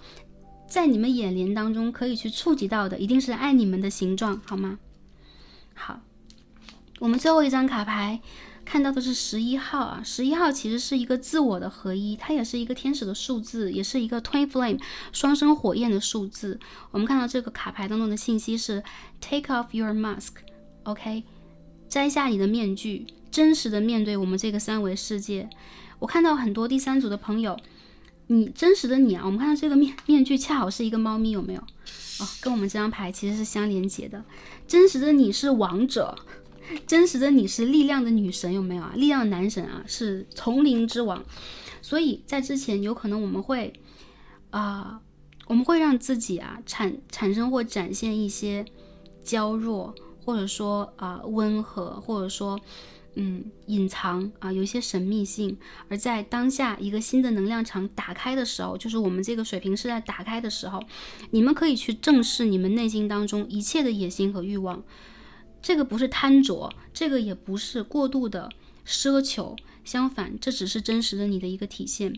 就像这个美丽的舞者摘下他的面具，然后穿上舞鞋，真正在舞台中央展示自己。你姓谁名谁，你拥有什么，你要用什么样的方式去度过当下的生活，给这个三维世界什么样的一个像，这个是第三组的朋友你们可以决定的。你们是星星，也就是说你们其实是明日之星，或者说当下你们就已经是闪光的星星了。我看到这个宇宙会给予你们更多的机会去闪光和发展你们的这个自我能量以及天赋。那我也看到，其实在这张牌出现的时候，你会以真实的姿态来面对你的感情，面对你的恋人，面对你的另外一半，不会再有任何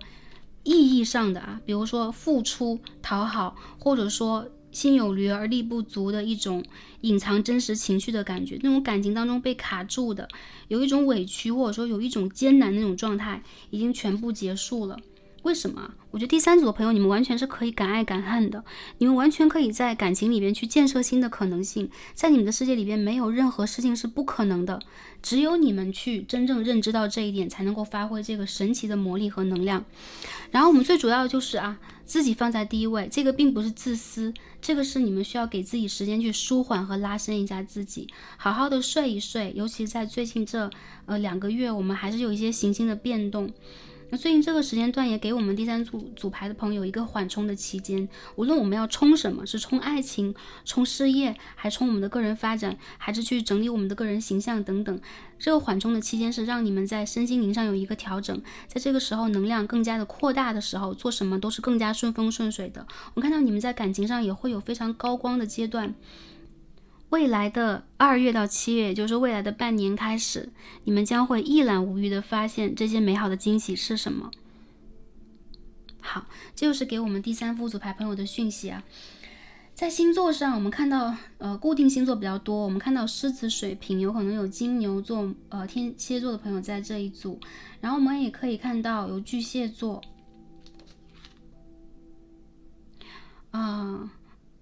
很多朋友是风象星座的水瓶、双子、天秤会来到这一组。星座呢只是一个参考，总之将这个新的开始的预报然后通过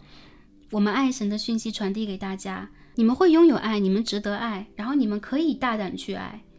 未来是属于你们的。把这个信息送给大家，再次感恩跟我们第三副组牌朋友今日的连结。我们所有的卡牌看到这里，让我们下期再见吧，拜拜。